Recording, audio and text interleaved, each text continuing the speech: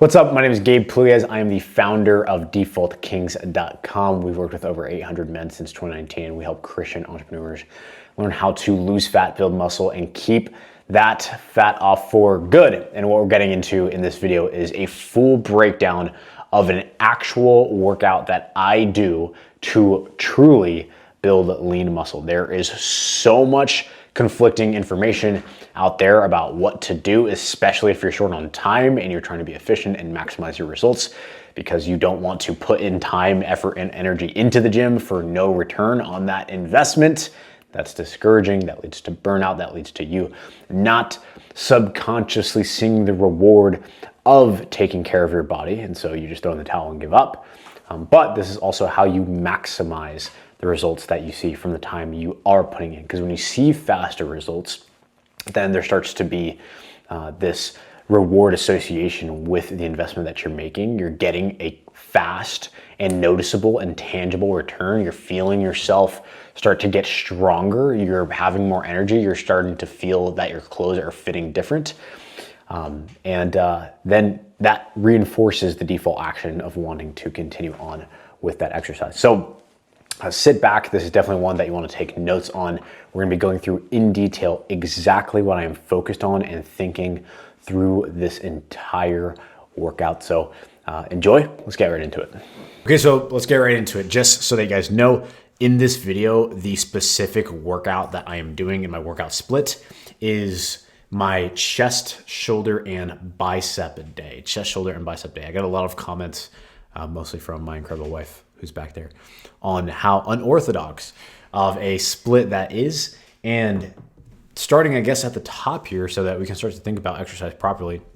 The reason that I like to do my chest, shoulders, and biceps on one specific day, as opposed to what you typically see in like a push-pull legs or something like that, where it's chest, shoulders, and triceps, is because I like it. And that's it. And as long as you're giving each specific muscle group at least 48 hours to recover in between, you can pretty much do any combination of any muscle group on any day.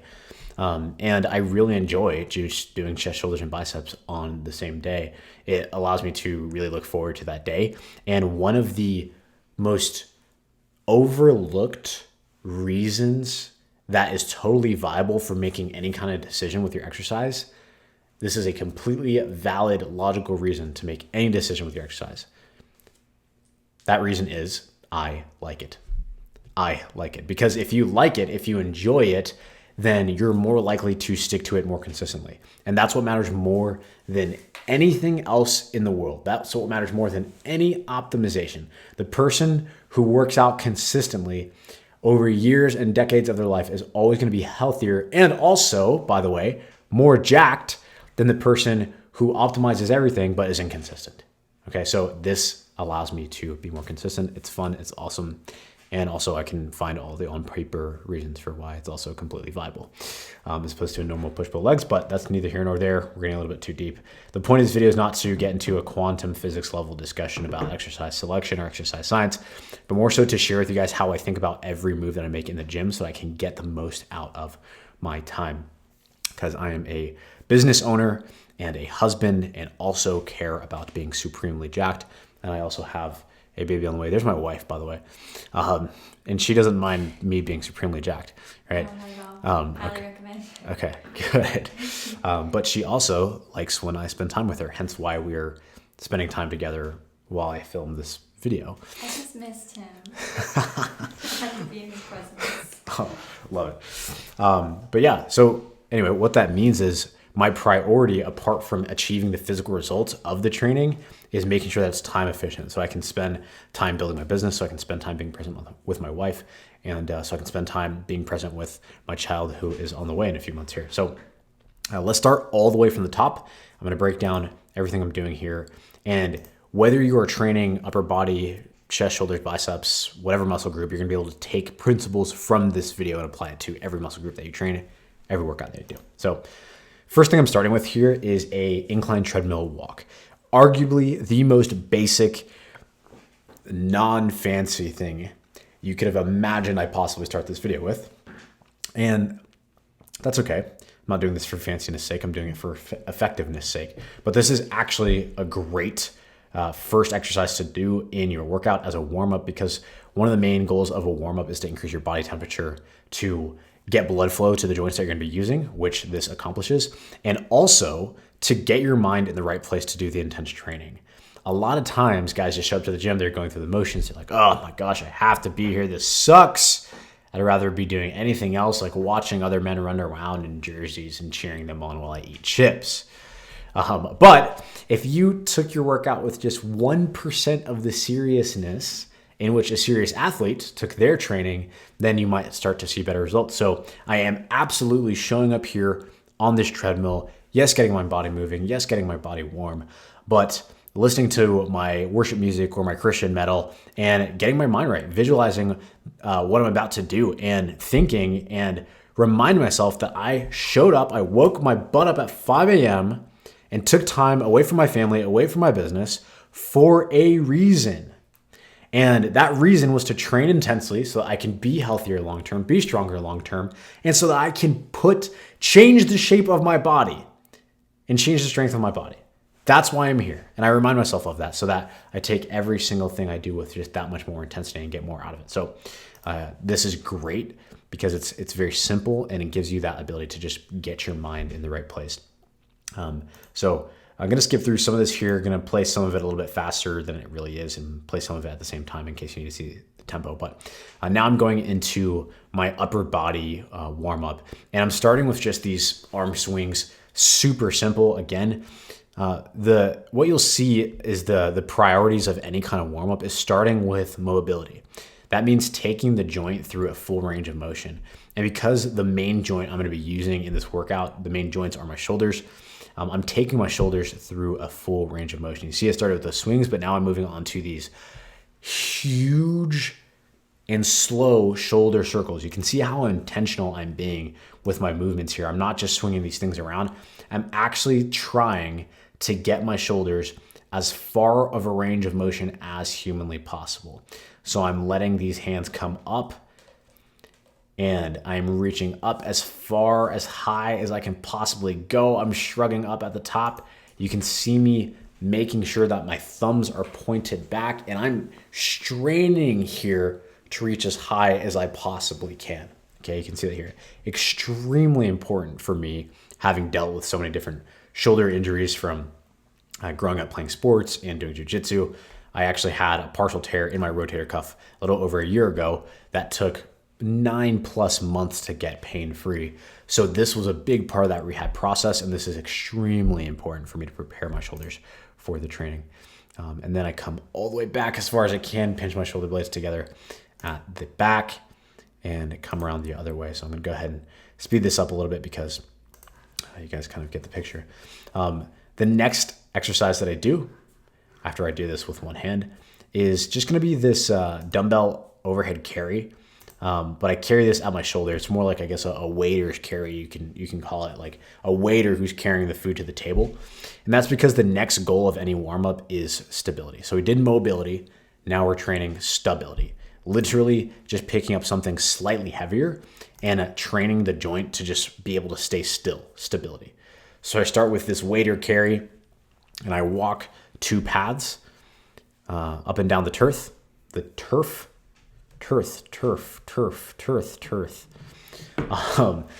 the next progression is just taking that same exact dumbbell, pushing it overhead and walking down one time and back one time. Again, the next goal of the warm-up is to train stability.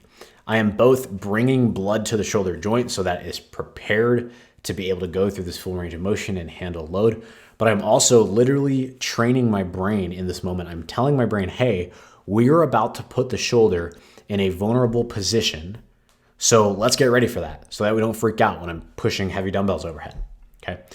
And so now here I'm warming up for my first exercise, which is a high incline dumbbell press. And my warm up is just picking up slightly lighter weights and going through the exact range of motion that I'm about to do.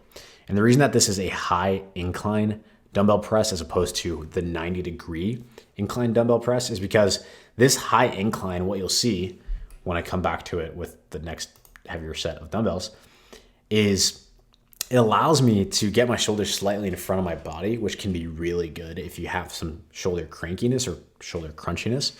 And that makes it easier to get a deep range of motion with the shoulders. It's also just a bit more stable for the shoulders. Yes, it changes the angle very, very slightly. It brings in some of your upper chest. But for me, that's totally okay because it allows me to push my shoulders way harder than I could if I was at 90 degrees. And so now I'm getting into my first set here. I'm gonna go ahead and slow this down just so you guys see the tempo. And I just wanna break this down from the top for you guys because I know that depending on your level of lifting experience, this might feel second nature, but for a lot of guys, it's not. So how do you get heavy dumbbells up to your shoulders when you're doing a shoulder press like this? A lot of guys hurt the shoulders just from picking up the dumbbells the wrong way. But what you would do is, what I like to do is I sit down and then I reach between my legs and I make sure that my core is tight, my back is straight, and I pull that dumbbell up to my knee. I stand up a little bit, I use some momentum, and I pull that dumbbell up to my knee. I make sure it's settled. Then I reach between my other leg to pick up the other dumbbell. My wife is so entertained by me reaching in between my meaty, juicy legs. I just want to make sure I was doing it right when I go heavy. It's like I've never thought about it like this. Yep, this is the level of granularization that like you just learn to break things down at when somebody comes to a group call and they're like, how do I pick up my dumbbells? That makes sense. Right? Yeah. So, injury. Yeah, this is how to pick your dumbbells up without throwing your back, because that would be such a sucky way to start your shoulder day, hurting your back before you can even train your shoulders, right? So I reach between my other leg, again, relatively straight back, tight core, and I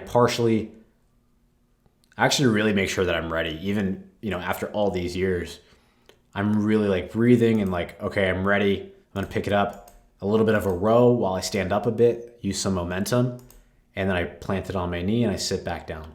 Then I make sure that those dumbbells are really, really stable on my knees.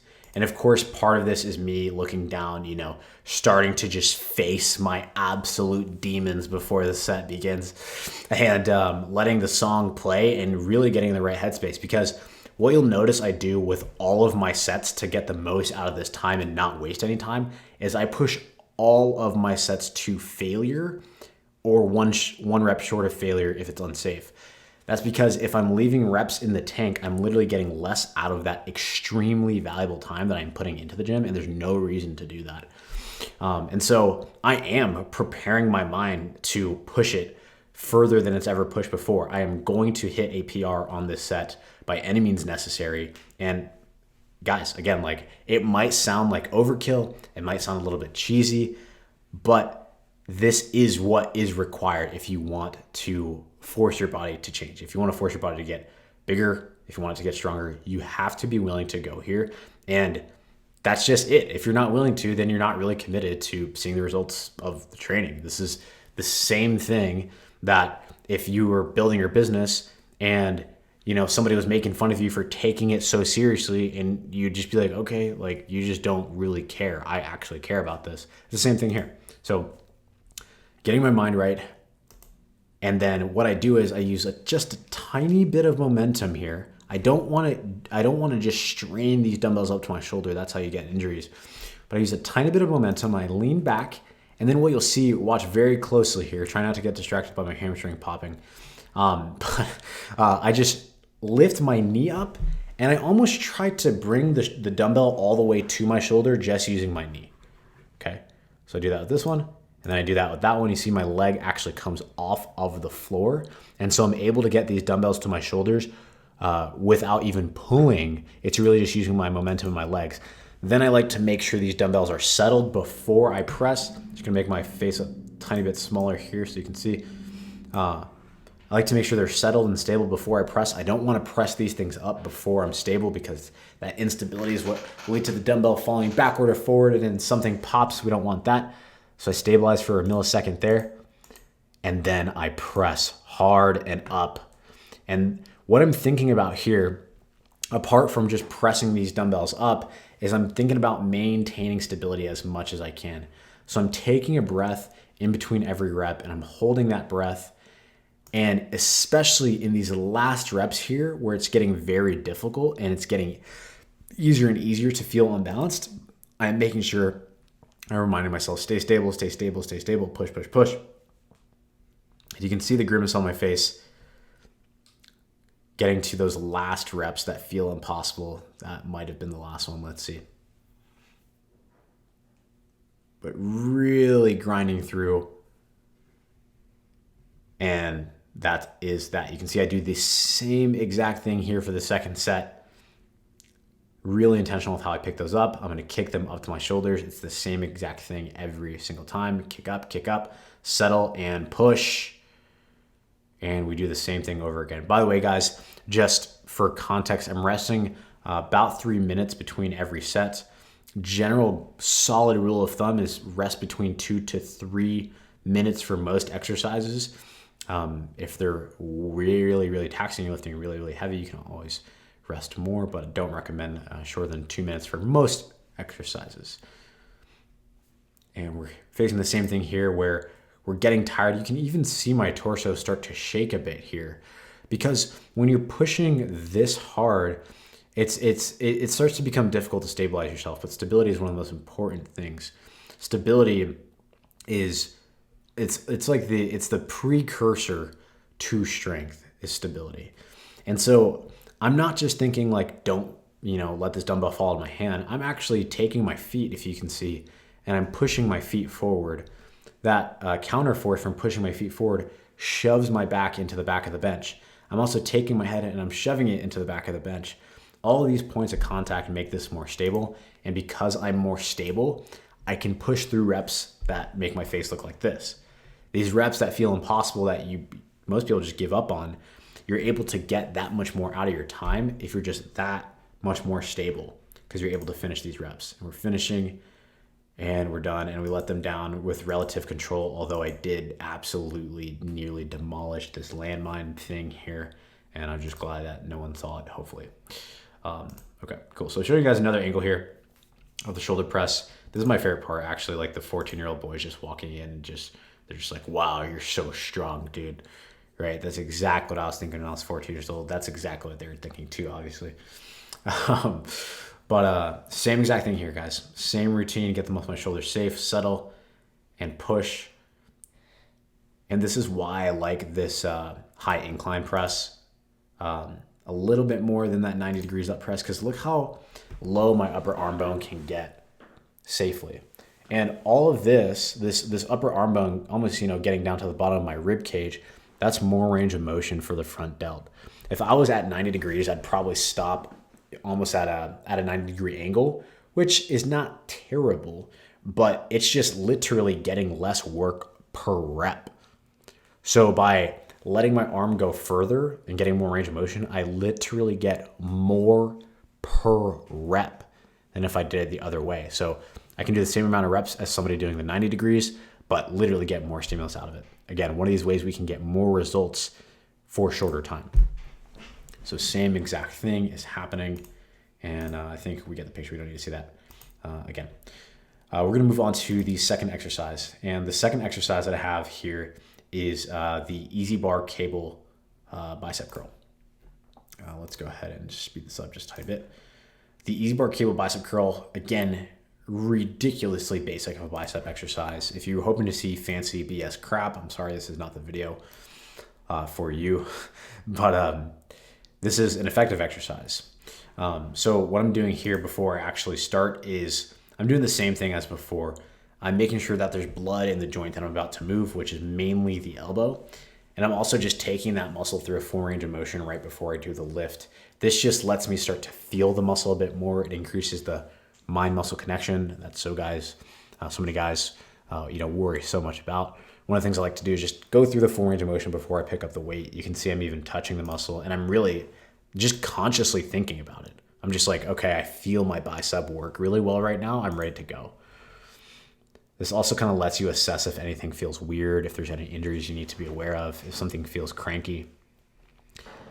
And then I start with a warm-up set here. I just pick a super light weight, and I go through the range of motion, and I'm kind of fiddling with the height of the pulley there, and the pulley is moving around. This is something that I guess you want to make sure your equipment is set up right. a lot of people just go through it and they're like, that exercise felt weird. And it's like, did you try moving the pulley down one notch or up one notch? Probably would have felt fine. So just kind of making sure that that's all set up right. This is a new cable machine stack that I've never used before at the gym. So I'm not really familiar with it.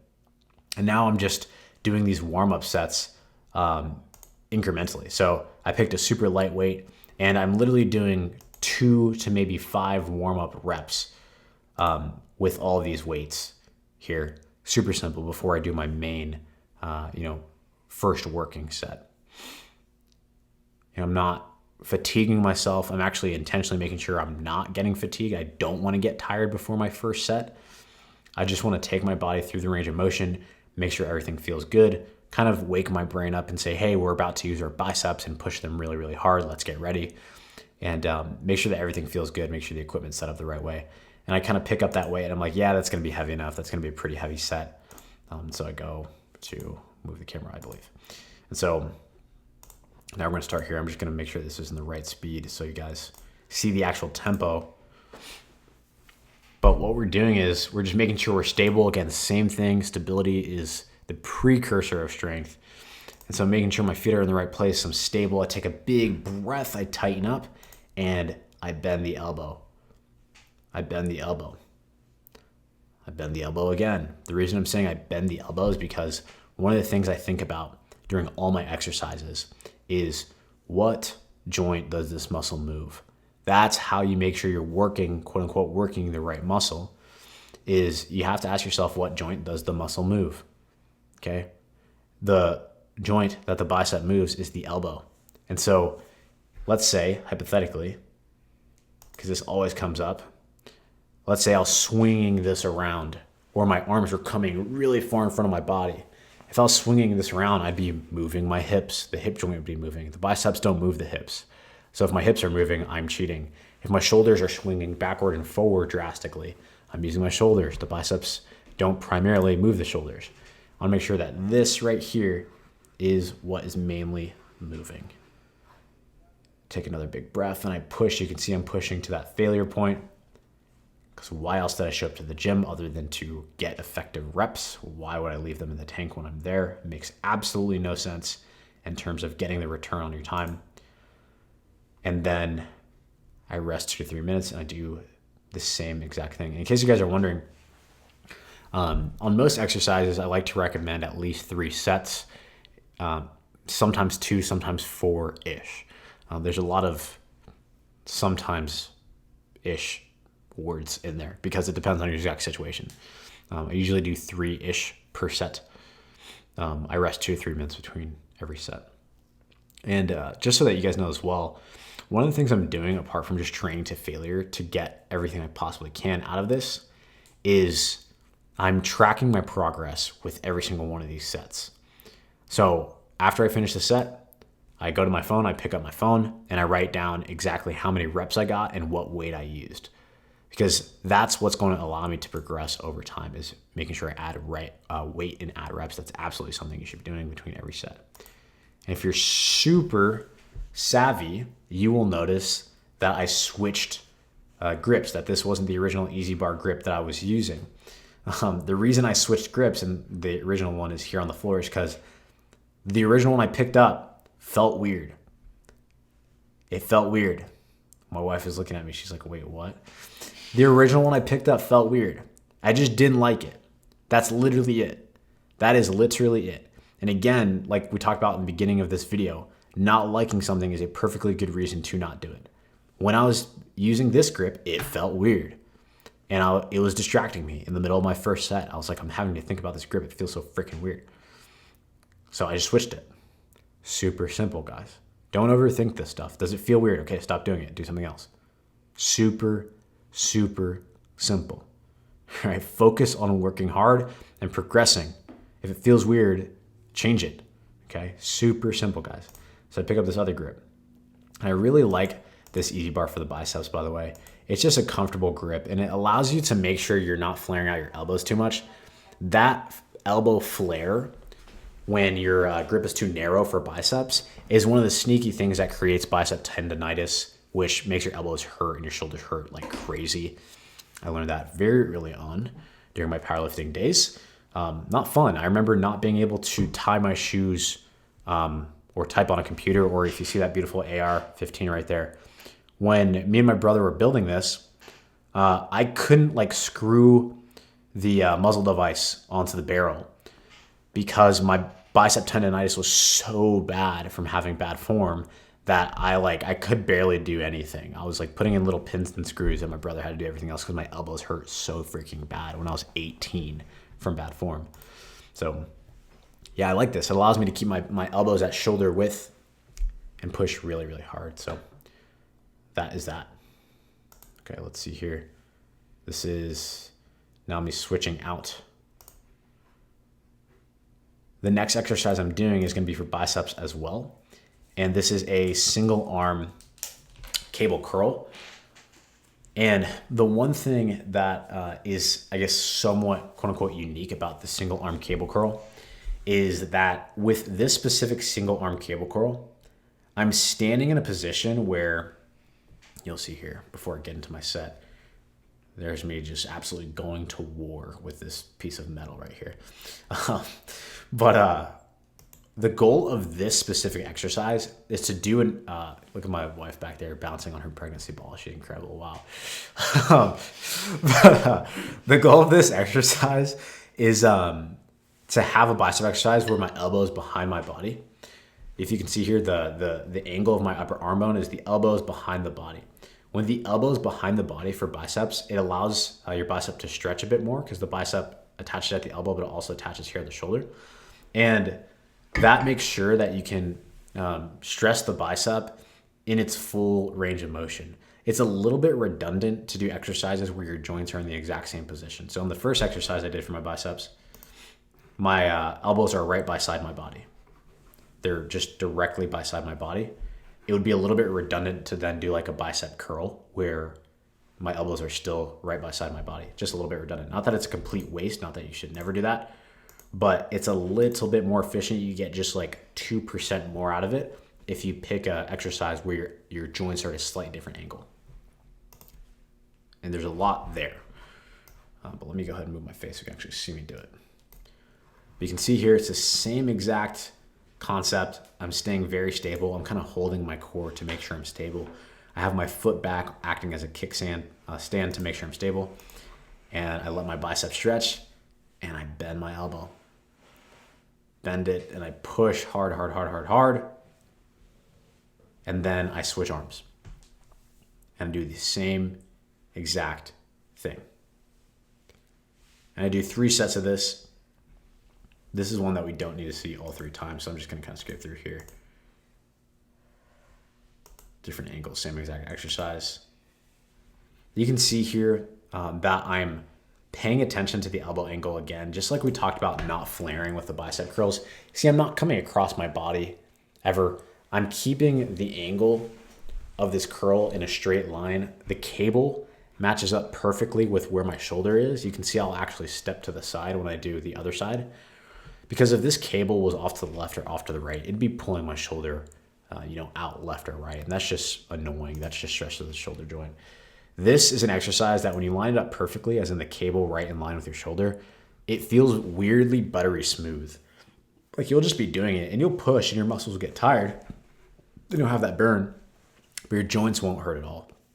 You'd be like, man, this feels so freaking smooth. I can push so hard on this. I'm not distracted by joint pain or crunchy elbows or anything.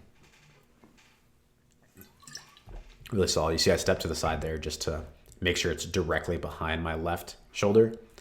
And even when I originally pulled it up, I was like, that's pulling my shoulder the wrong way. I need to step a little bit further. And the same thing.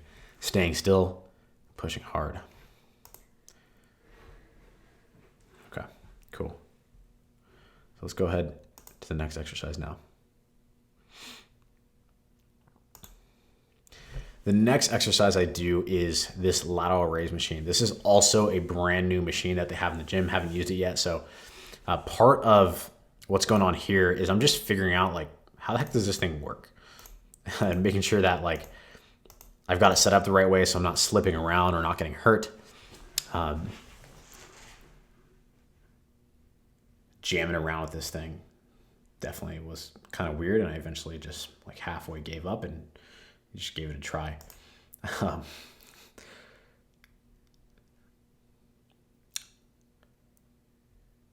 Getting just slightly distracted with something on the TV there. But now I'm just doing my warm-up sets like every other exercise. I pick a super light weight. I take the machine through a few ranges of motion.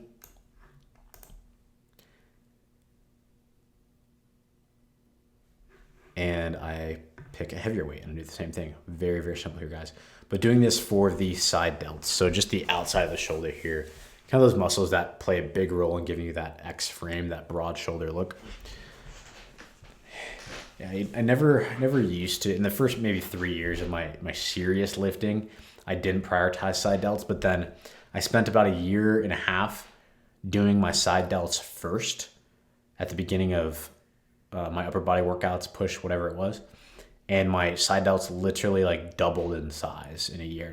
You can see I have some crazy progress pictures, but doing these first is always a really good idea if you want to get a broader shoulder look. You can see here, I'm doing the same thing I did on all the other sets, right? It's interesting because this is almost slightly boring if you think about it, because it's just the same thing over and over and over again.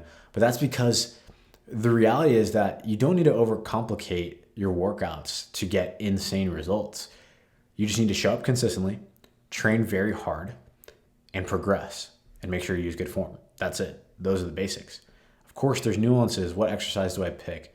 Why would I pick this machine over a dumbbell or a cable sometimes, or whatever it is? Yeah, you can have all of those discussions, but at the end of the day, if you pick up a dumbbell lateral raise or a machine lateral raise or a cable lateral raise, and you go hard as heck on that exercise with good form for 5 years straight while you eat protein, your side delts, your shoulders, are going to change size and shape. You are going to get bigger and stronger and look better, and your clothes are going to feel different and you're going to feel freaking jacked. So what matters most is the basics, okay? There's absolutely reasons to have the nuances in place, but what matters most is, are you doing the basics consistently? And you can see this is what's going on here, right? We are just pushing every freaking set. And the question is like, is this every workout, every set, every workout, every single day of the week that you go into exercise? Yep, that's what it is. Every single set, every single workout, every day of the week that I go into exercise, forever, for the rest of my life. That is it. That's how you keep your body getting bigger and stronger. That's, by the way, see if I can make this slightly bigger so you guys can see my seriousness on my face. That is why training, lifting weights specifically, is such a powerful tool for your mind, because it forces you to learn how to be consistent, and it forces you to do something that's objectively more difficult than you have ever done before at any point in your life ever. And so every rep that you do in the gym that you've never done before, that becomes evidence to your mind that, you know what, I am capable of more than where I'm currently at right now. And so it's a powerful tool for your mind. Lifting the right way. Wasting your time lifting is just discouraging and terrible and tedious and a waste of time. But doing it the right way is good. Now, I want you guys to pay very close attention to how I set myself up to protect my shoulders on this exercise here. And if you guys can't tell at this point, a huge priority of how I set up the exercises and my form is protecting my joints, because I've had severe joint pain and injuries over the course of my training career, and it's not fun.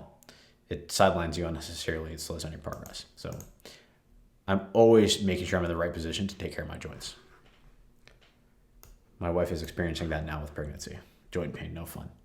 Right, babe? Yeah, I'm on the floor because it hurts. She's on the floor because it hurts, but that's a different situation. You're probably not worried about being pregnant at any point in time. If you're a male, men can't get pregnant. I know a lot of people like to disagree with that, but you know, whatever. Okay, so what I'm doing here is something I do on most exercises, but it's really easy to see on the chest press. I am checking my active range of motion. The chest press is one of the most common exercises where people will get out of their active range of motion and thereby get hurt. Your active range of motion is the position that your body can get into naturally without external force. So if I had a bunch of weight on this and I just let it shove my hands down, yeah, it could shove my hands down as far as it wants. But if it shoves my hands too far down, that's where muscle tears happen. That's where joint tears happen. That's where strains happen. So what I'm doing before I put weight on this is I'm putting my hands in position, and I'm super stretched right here. You can see me grimacing already. And I'm seeing if I can take my hands off the handles.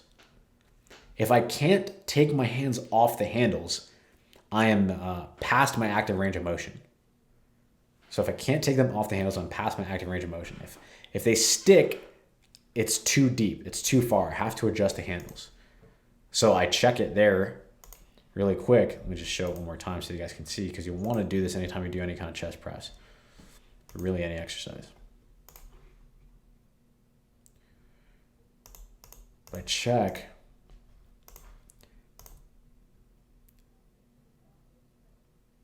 you'll see me get into position, and I'm like, or I can already kind of tell, like, this isn't gonna work.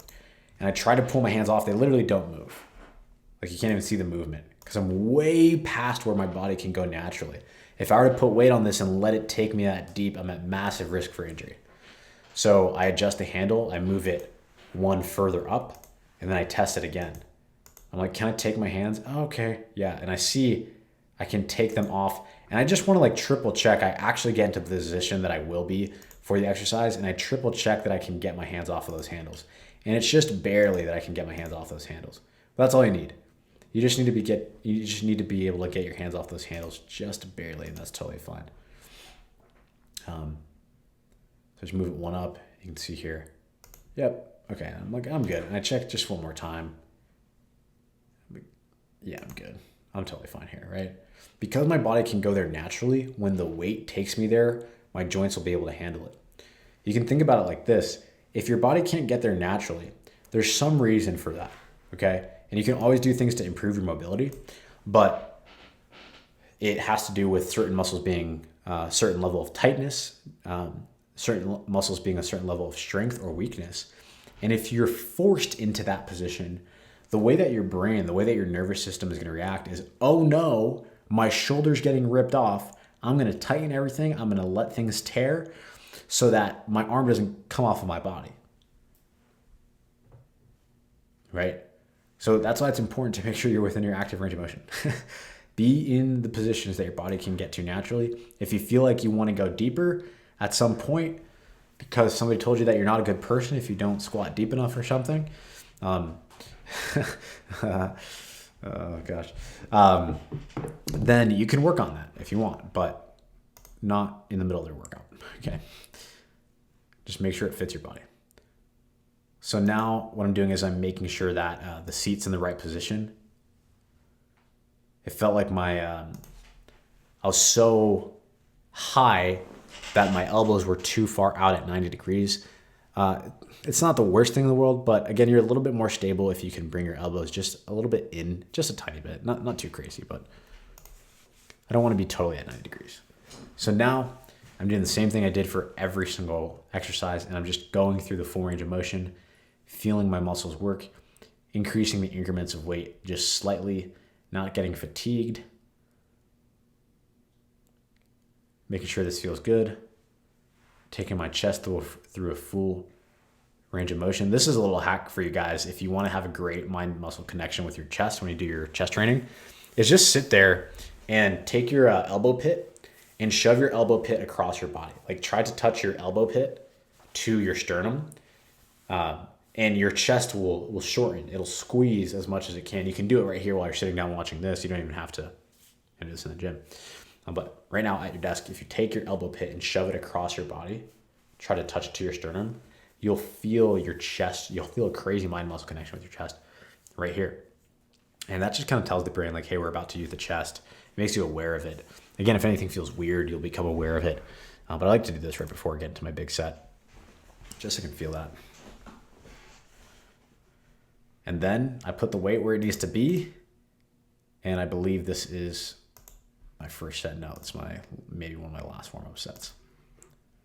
Let's see here. You'll see my face get super serious. Here we go. Now we're about to freaking hit it. See me just get in a position one more time, and now the set has begun.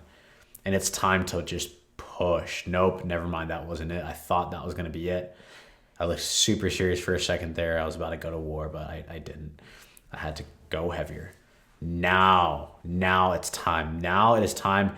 This is everything we've been waiting for. This set right here is the only thing that matters in life at this point. Nothing else matters. No, I'm just kidding. Nothing else matters. Might as well be. But no, seriously, guys, like as funny as that might sound, like if you do take your sets more seriously and just kind of like have that conversation with yourself, like, okay, let's freaking go. You're going to get more out of them. Make sure the song is just right at the right spot. And now we go. And now that set is starting. Never mind. That's another false alarm. But what's funny though is in reality, I probably did think that it was about to start in this warm up. And now I guess I've just second guessed my entire life. I'm now grabbing my pink water bottle and taking a sip of water. I'm just like, no, I'm just kidding. I knew that was probably the last warm up set. So now I'm seriously, considering all that I am, and now I'm about to hit my working set. Now look at, now Gabe is serious. Now he's serious. This is what we've all been waiting for. He crunches his fingers together. He grips. He takes a breath. And now the set begins. Oh yeah, that's a serious set face. Here we go. It's game time now. This is the fun part. And I'm just keeping my joints in the right position and pushing as hard as I freaking can. And we're going to get to the last few reps of the set here. And you can see me just getting more and more serious. And just truly at this point, I'm like, you know what? Nothing else actually does matter except for these reps. And they're starting to feel impossible. I'm staying tight. And that, come on, guys. That's fun right there. This is the face that you want to be making. I actually truly believe that if you can keep a perfectly straight face during the training, you're not pushing hard enough. And I hit that rep and I go again and it moves. And we get that rep that felt impossible. And we know that we just laid it on the line right there. Okay, so that's what the set looks like. And we do the same thing all over again. We find our grip, we take our breath, we get serious, and we go. I'm going to reveal something to you guys at the end of this video that is a little bit of a hack. If you're super, super hardcore, I'm going to reveal a hack at the end of this video. See if you're really hardcore. But no, seriously, guys, it's a fun little finisher that allows you to kind of polish off, cherry on top the muscle group, I guess you could say. We'll just do the same thing, rest 2 or 3 minutes. Make sure I added a rep compared to last week. And now we have a different angle, which is awesome. And we do our last set and we're going to go. And this is where the secret's going to come into play here, guys. I want to make sure this is, okay, cool. So the same thing. Pushing, looking to my side to make sure nobody's trying to kill me. Pushing. Getting to the last few reps here. It's getting serious now. I'm thinking about that random 18-year-old kid who almost took me down at jiu-jitsu. This is what I'm training for. And this is a fun way to get a lot more out of the exercise, guys. What I like to do, some of my exercises at the end of my workouts is I'll do these finishers.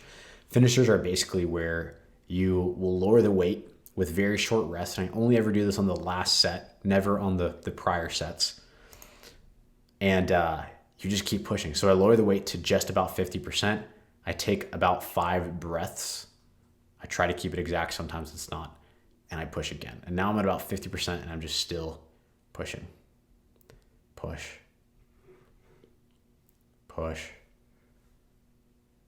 And I think I get, 6-ish reps. And now this 50% is feeling just as intense as, twice the weight did. I take 5 breaths. Reconsider my life, make sure that the music is blasting, absolute necessity, and then I just go again. And these are what I like to call cluster sets. I'll just keep the weight the same, take 5 breaths, and then go again. Try to get like sometimes 3 to 6-ish reps. Just go to failure. touch my pecs just to make sure they're still, attached, and take 5-ish breaths and go again. And I'll do this again, maybe 3 to 5-ish times after the set. And this is a brutal way to really just test your mind and push your body and get, honestly, just a fantastically filthy, awesome, beautiful pump, which is fun, right? That's the entire purpose, right? So yeah, looks like I'm considering doing one more. And yep, we do it. Take a breath and go. 1. We're pushing here hard. 2, 3, 4. It feels like absolute death. And that is it. So that's the entire workout. Guys, I hope that you pulled some valuable tips from this, both on training biceps, shoulders, and chest, but also in some of the principles I use to apply to every single workout. The intensity required for the muscle to grow, the progression, tracking your progress, making sure you're adding weight, making sure you're adding reps, making sure that your form is dialed in, you're protecting your joints so that you don't unnecessarily sideline yourself, and most importantly, above all, doing this consistently. Being consistent with this, because none of what we discussed here today matters if you're not consistent. Literally none of it. None of it matters. And honestly, being consistent, becoming the person who is consistent, who honors their body consistently, is the most difficult aspect of this. And so if you need help with any part of this, if you need help with getting your workouts dialed in, having some more structure there, if you need help with nutrition guidance on how to sustainably lose the fat, or if you need help with building the discipline and building the consistency and building the identity of somebody who does this consistently so that you can honor your body, you can be there for your family, you can be all that God's created to be, go to defaultkings.com, and we will see you on the next video.